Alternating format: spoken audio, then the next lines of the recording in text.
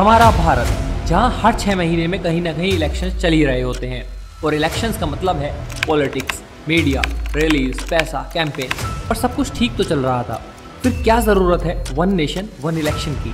तो आज इस वीडियो में मिलकर समझने की कोशिश करते हैं क्या है वन नेशन वन इलेक्शन, क्या हमें सच में इसकी ज़रूरत है, और अगर ज़रूरत है तो ओपोजिशन इसका विरोध क्यों कर रही है। इस वीडियो में मैंने जो भी बात की है वो इन सारी रिपोर्ट्स और डॉक्यूमेंट्स को पढ़कर की है। अपनी तरफ से मैंने कुछ भी ऐड नहीं किया है, आप चाहें तो इन्हें पढ़ सकते हैं, लिंक डिस्क्रिप्शन में है। बात शुरू करते हैं प्रेजेंट सिस्टम से। प्रेजेंट टाइम में 3 बार ऐसे इलेक्शंस होते हैं जिसमें जनता डायरेक्टली वोट कर सकती है। लोकसभा, विधानसभा यानी लेजिस्लेटिव असेंबली, और लोकल बॉडीज मतलब पंचायत या नगर पालिका के चुनाव। अब फर्ज कीजिए कि आप यूपी के अमरोहा जिला में रहते हैं, तो जब लोकसभा इलेक्शंस आएंगे तब आप अपने एरिया में वोट डालेंगे एमपी यानी मेंबर ऑफ पार्लियामेंट के लिए, जो आपके इलाके से जीतकर देश की पार्लियामेंट में आपकी बात रखेगा। वहीं जब विधानसभा यानी लेजिस्लेटिव असेंबली के चुनाव आएंगे तो उसी एरिया के लोग वोट करेंगे एमएलए यानी मेंबर ऑफ लेजिस्लेटिव असेंबली के लिए, जो आपके एरिया की बात आपकी स्टेट गवर्नमेंट के सामने रखेंगे। और तीसरा लोकल इलेक्शन, जो गांव या शहर के लोकल लेवल पर प्रधान या चेयरमैन या मेयर को चुनने के लिए कराए जाते हैं, जो लोकल लेवल पर डेवलपमेंट और गवर्नेंस देखते हैं। पर इन सब में दिक्कत ये है कि ये सब अलग अलग टाइम पर होते हैं, जिससे सरकारों और आम जनता को काफी नुकसान उठाने पड़ते हैं, जिनकी बात हम वीडियो में आगे करेंगे। इसी सब के चलते सरकार चाहती है कि देश के जिस कोने में भी चुनाव हो, एक ही बार में तीनों लेवल यानी लोकसभा, विधानसभा और लोकल इलेक्शन साथ हो जाएं। मतलब आप अपने घर से पोलिंग बूथ पर जाएं और उसी दिन अपने एमपी, एमएलए और प्रधान को वोट दे आएं। पर यहाँ पर ध्यान देने वाली बात यह है कि यहाँ एक दिन से मतलब ये नहीं है कि पूरे देश में एक ही दिन में इलेक्शन हो जाएंगे। यहाँ एक दिन से मतलब है कि अगर आज अमरोहा, मुरादाबाद और मेरठ में इलेक्शंस हैं तो तीनों टाइप के इलेक्शंस इन एरियाज में एक साथ हो जाएंगे। उसके बाद अगले 5 साल तक के लिए छुट्टी। Now here comes the question कि इसकी जरूरत ही क्या है। इसे हम 3 पार्ट्स में समझते हैं। पहला है फाइनेंशियल चैलेंजेस। 2019 में लोकसभा इलेक्शंस में इलेक्शन कमीशन और पार्टीज का खर्चा जोड़ लें तो करीब 60,000 करोड़ रुपए खर्च हुए, जिस वजह से ये इलेक्शन दुनिया का सबसे महंगा इलेक्शन बन गया। और ये तो सिर्फ लोकसभा इलेक्शंस का डाटा है, स्टेट असेंबली इलेक्शंस रहे अलग। आप लोकसभा और विधानसभा तो छोड़िए, एक प्रधान के चुनाव में आजकल 50-50 लाख रुपए खर्च होते हैं। Former chief election commissioner SY Qureshi का कहना है कि इंडिया में करप्शन की जड़ इलेक्शंस भी हैं। इतना huge amount of money election से पहले ही खर्च होता है। एज अ रिजल्ट जब नेता जीत कर आता है तो पॉलिटिशियंस और ब्यूरोक्रेट्स का नेक्सस बनता है ताकि इन्वेस्टमेंट की रिकवरी की जा सके। और यही नहीं, लगातार इलेक्शंस अगर होंगे तो उससे क्रोनी कैपिटलिज्म जैसी प्रॉब्लम्स भी सामने आती हैं। पॉलिटिकल पार्टीज के पास ये हजारों करोड़ रुपए आते कहां से हैं? डोनेशन से। डोनेशन आएगा बिजनेसमैन से। पर वो डोनेशन क्यों देगा? क्योंकि अगर सरकार उसकी बनी तो रूल्स भी बनेंगे उसके हिसाब से। और ऐसा करना जरूरी क्यों है? डर। अगर डोनेशन नहीं दिया तो सरकार बनने पर छापे पड़ने का डर। और इसी वजह से बड़े बड़े बिजनेसमैन खुद को किसी न किसी पॉलिटिकल पार्टी से जोड़ ही लेते हैं। तो अगर बार बार इलेक्शंस चलते ही रहेंगे, कभी यहाँ कभी वहाँ, तो कैंपेन्स भी चलाने पड़ेंगे। जितने ज्यादा इलेक्शन उतना बड़ा खर्चा, उतना ज्यादा करप्शन। जबकि अगर इलेक्शन एक साथ हो जाएं तो करीब 4500 करोड़ का खर्चा आएगा, ऐसा सरकार का कहना है, जो कि एक बार में ही करना पड़ेगा। और पॉलिटिकल पार्टीज की बात करें तो उन्हें भी एक साथ खर्च करना पड़ेगा और फिर 5 साल के लिए उनका भी खर्चा नहीं होगा। सेकंड चैलेंज है गवर्नेंस का। हमारे देश में जहां भी इलेक्शन होते हैं उस एरिया में इलेक्शन कमीशन ऑफ इंडिया कुछ गाइडलाइंस जारी करता है, जिसे कहा जाता है मॉडल कोड ऑफ कंडक्ट या आचार संहिता।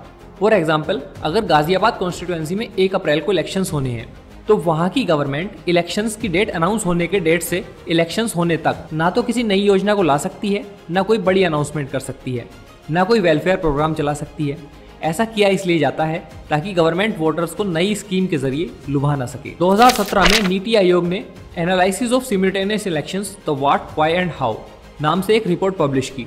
इसमें समझाया गया कैसे आचार संहिता के इम्पोजिशन से देश और स्टेट्स की डेवलपमेंट एक्टिविटीज अफेक्ट होती हैं। मिसाल के तौर पर 2014 में 7 महीने तक गवर्नमेंट प्रोग्राम्स और स्कीम्स ठंडे बस्ते में पड़ी रही, क्योंकि 3 महीने लोकसभा इलेक्शन, 2 महीने महाराष्ट्र और हरियाणा में इलेक्शंस और 2 महीने झारखंड और जम्मू कश्मीर में इलेक्शंस थे। और ये तो सिर्फ एक एग्जाम्पल है। इंडिया में हर 6 महीने में कहीं ना कहीं इलेक्शन चल ही रहे होते हैं, कभी लोकसभा तो कभी किसी स्टेट में, तो कभी लोकल बॉडीज के इलेक्शन। इसके साथ ही जो हमारे गवर्नमेंट ऑफिशियल्स हैं, लेखपाल से लेकर टीचर्स तक, सबको लगा दिया जाता है इलेक्शंस में। एंड एक लार्ज नंबर ऑफ वर्कफोर्स जिसे किसी और काम के लिए रखा गया था, उसका इलेक्शंस में टाइम वेस्ट होता है। मतलब जो काम होना चाहिए वो लेट हो जाता है। फिर चाहे वो बच्चों की पढ़ाई हो या तहसील का काम। इसी के साथ आप देखें कितनी बड़ी संख्या में आर्म फोर्सेज और पुलिस को एक जगह से दूसरी जगह तैनात किया जाता है। 14th लोकसभा इलेक्शन में करीब 2100 central arm police forces companies को लगाया गया, जो देश की इंटरनल सिक्योरिटी का ध्यान रखती हैं। इनकी ट्रांसपोर्टेशन, लॉजिस्टिक्स का खर्चा, बार-बार ईवीएम्स को एक जगह से दूसरी जगह ले जाना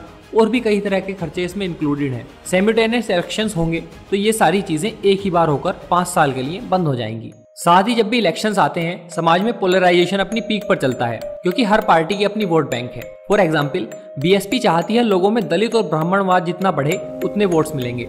बीजेपी हिंदुइज्म पर खेलती है तो कांग्रेस माइनॉरिटी पर। सपा मुस्लिम अपीसमेंट करती है तो जितना लोगों में धर्म और जाति के नाम पर बंटवारा रहेगा उतना ही वोट बैंक मजबूत होगा। और जब देश में हर टाइम कहीं ना कहीं इलेक्शंस होते हैं तो देश का जो सोशल फैब्रिक है वो कमजोर होता है। जनता में बार बार धर्म और जाति यही सब चलता रहता है। अगली जो दिक्कत बार बार इलेक्शंस में सामने आती है वो है फ्रीबीज की। पॉलिटिकल पार्टीज बस कैसे भी करके हर जगह जीतना चाहती हैं और इसके लिए वो लॉन्ग टर्म पॉलिसीज बनाने की बजाय शॉर्ट टर्म गेन्स पर ज्यादा फोकस करती हैं। फ्री लैपटॉप्स, फोन्स, बिजली का बिल। एग्जाम्पल के तौर पर कांग्रेस पार्टी ने हिमाचल में अपने मैनिफेस्टो में वादा किया कि अगर उनकी सरकार आई तो वो ओल्ड पेंशन स्कीम को वापस लाएंगे और हर महिला को 1500 रुपए देंगे। और जहाँ बीजेपी 150 यूनिट फ्री बिजली का वादा करती है, हम 300 यूनिट बिजली देंगे। अब सरकार तो बन गई, पर इन सब वादों को पूरा करते करते हिमाचल प्रदेश सरकार पर एक बहुत बड़ा कर्जा आ गया, जो इनडायरेक्टली वहां के लोगों को ही अब चुकाना पड़ेगा। पर आज कांग्रेस और बाकी अपोजिशन पार्टीज इसका इतना विरोध क्यों कर रही हैं? वन इलेक्शन वन नेशन, अरे हमको क्या मिलेगा? 1 इलेक्शन की, 10 इलेक्शन की, 12 इलेक्शन। ये पूरे ये भारत के चुनाव को छीनेंगे तो हम ये चोरी नहीं होने देंगे। और हम बिल का विरोध करते हैं। This bill will finish off regional parties. प्रांत के अंदर सरकार गिरती है तो क्या पूरे देश की लोकसभा के चुनाव कराओगे? बट वेट, जब बात कांग्रेस की आई है तो जरा आपको टाइम में थोड़ा पीछे लेकर चलते हैं। साल था 1951-52 जब देश में पहली बार जनरल इलेक्शंस हुए, जिसका कार्यकाल 1957 में ओवर होना था। इसी बीच स्टेट असेंबलीज के इलेक्शन हुए और 1956 में कई सारी नई स्टेट्स भी बनी। तब सरकार को लगा एक काम करते हैं, 1957 में जब लोकसभा इलेक्शंस होने ही हैं तो इन स्टेट्स में भी इलेक्शन साथ ही करा लेते हैं। पर दिक्कत ये थी कि कुछ स्टेट्स का टेन्योर अभी बाकी था, तो ये फैसला किया गया कि बिहार, मुंबई और यूपी जैसे स्टेट्स की सरकारों को भंग करके सबका चुनाव साथ ही करा लिया जाए। हर जगह सरकार कांग्रेस की थी तो बिना किसी विरोध के ये सब हो भी गया। अब आप यहाँ से क्रोनोलॉजी समझना। फर्स्ट इलेक्शन हुए 1951-52 में, उसके बाद लोकसभा और स्टेट असेंबली साथ करा दिए गए 1957 में। अगला चुनाव हुआ 5 साल बाद 1962 में, उसके बाद आया 1967। अब तक दोनों इलेक्शन साथ ही चल रहे थे, जबकि 1962 से 1967 के बीच हमारे 2 प्रधानमंत्री पंडित जवाहरलाल नेहरू और लाल बहादुर शास्त्री जी का भी निधन हुआ, पर सरकार भंग नहीं हुई बल्कि दूसरे बंदे को पीएम बना दिया गया। यहाँ दिक्कत आई 1967 के बाद, जहाँ पॉलिटिकल डिसबैलेंस बहुत बढ़ गया और कांग्रेस 2 टुकड़ों में बढ़ गई। आने वाले 30 सालों में हमने देखा वो दौर जहाँ सरकारें बनती बाद में थी और भंग पहले हो जाती थी। अगर कायदे से चले तो 10 साल में 2 बार राज्यों में सरकार बननी थी, पर 1970 से 80 तक 14 ऐसे स्टेट्स थे जहाँ 3 बार इलेक्शंस हुए। और आज जो ये डेमोक्रेसी और संविधान के रक्षक बने फिरते हैं, इन सब ने कॉन्स्टिट्यूशन का यूज करके डेमोक्रेसी की धज्जियां उड़ाई। इमरजेंसी के बाद जब 1977 में जनता पार्टी की गवर्नमेंट बनी तो जिन 9 स्टेट्स में कांग्रेस की सरकार थी, जनता पार्टी ने सबको भंग करवा दिया। फिर से इलेक्शन हुए और जनता पार्टी की सरकार बनी। और वो ऐसा इसलिए कर पाए क्योंकि हमारे कॉन्स्टिट्यूशन के आर्टिकल 356 में कहा गया था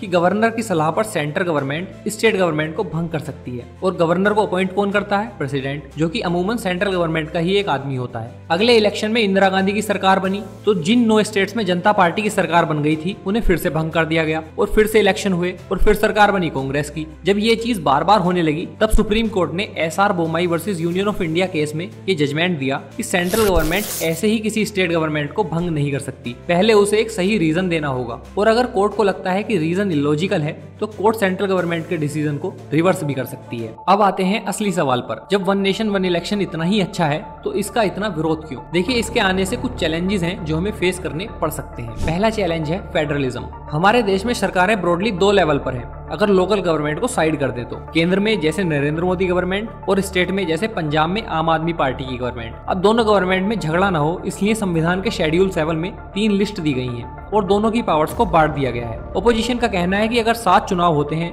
तो देश में फेडरल स्ट्रक्चर पर असर पड़ेगा। एक एग्जाम्पल से समझते हैं, जैसे 2014 का चुनाव नरेंद्र मोदी के नाम पर लड़ा गया। केंद्र में तो मोदी सरकार बनी ही, साथ ही उस टाइम के आसपास जितने भी चुनाव हुए चाहे वो हरियाणा हो या महाराष्ट्र। इस चीज का फायदा बीजेपी को हर जगह मिला। इससे पहले इंदिरा गांधी की भी सेम ही इमेज थी, जनता वोट इंदिरा के नाम पर दिया करती थी, और उससे पहले पंडित नेहरू का भी सेम ही सीन था। बेसिकली ओपोजिशन का कहना है कि जब भी किसी लीडर की इमेज इतनी बड़ी हो जाती है कि जनता उसके नाम पर वोट करे, और आप सारे इलेक्शंस एक ही दिन में कराने को बोल रहे हैं, तो बहुत ज्यादा चांसेस हैं कि जनता उस एक लीडर और उसकी इमेज को वोट करे और उसकी पार्टी को वोट करे, फिर चाहे स्टेट के मुद्दे कुछ भी हों।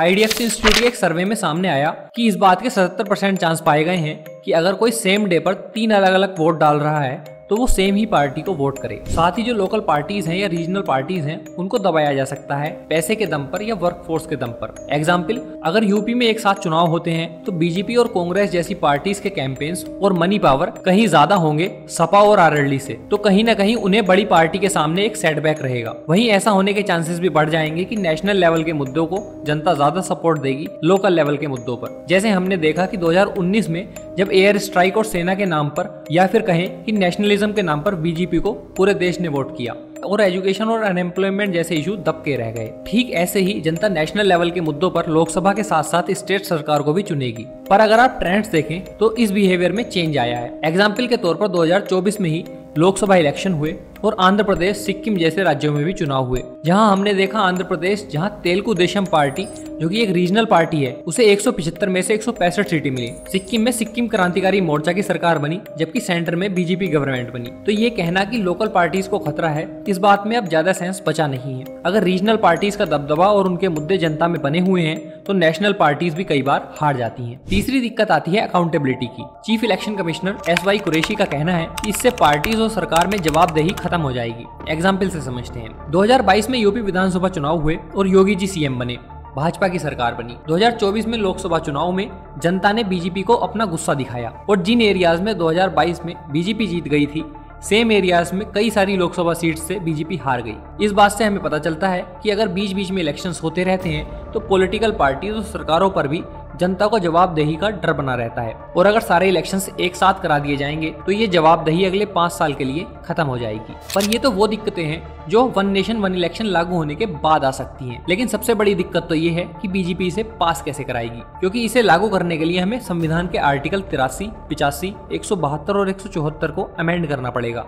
मतलब है कॉन्स्टिट्यूशनल अमेंडमेंट, और इसे पास करवाना कोई हलवा तो बिल्कुल नहीं है। इसके लिए लोकसभा के 2/3 मेंबर्स की यानी 545 में से 364 मेंबर्स की सहमति, राज्यसभा में भी 2/3 मेंबर्स की सहमति, और इसके साथ साथ टोटल स्टेट्स के आधी स्टेट असेंबलीज में सिंपल मेजोरिटी से पास कराना होगा, तब कहीं जाकर 1 नेशन 1 इलेक्शन लागू हो पाएगा। इसके साथ ही कुछ और लीगल चैलेंजेस भी हैं। मिसाल के तौर पर राजस्थान में 2023 में सरकार बनी और अगले इलेक्शंस 2028 में होने हैं, जबकि यूपी में विधानसभा चुनाव 2027 में होने हैं और अगले इलेक्शंस 5 साल बाद 2032 में होंगे। पर लोकसभा के इलेक्शंस 2029 में होने हैं, तो इन्हें साथ कराने के लिए हमें स्टेट असेंबलीज के कार्यकाल को कहीं कम और कहीं ज्यादा करना पड़ेगा। जैसे राजस्थान की सरकार 1 साल ज्यादा चलेगी और यूपी की सरकार 3 साल कम या 2 साल ज्यादा चलेगी। अब इसके लिए कितनी सरकारें मान जाएंगी और कितनी नहीं, ये तो देखने वाली बात होगी। पर यहाँ पर आपके मन में एक सवाल आ सकता है कि मान लीजिए लोकसभा इलेक्शंस और स्टेट असेंबली इलेक्शन साथ भी होने लगे, पर अगर ऐसा होता है कि किसी स्टेट में